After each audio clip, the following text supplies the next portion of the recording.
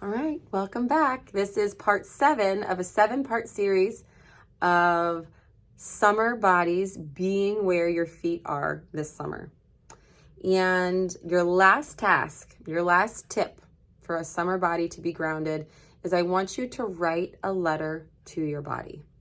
I want you to imagine you only have 1 hour left with your body for the rest of your life. Write down, what would you say to your body for the last time? What would you want it to know? What would you want it to feel? What would you want your body to experience one last time? And communicate that. Communicate that message to your body of how it's shown up for you for your life.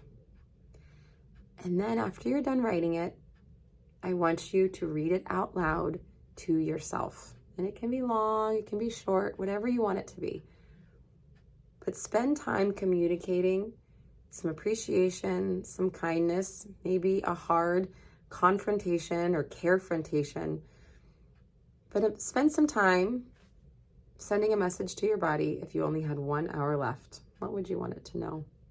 What would you want it to hear?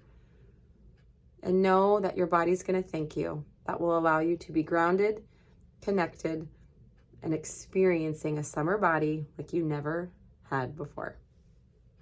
Thank you for watching my 7-part series.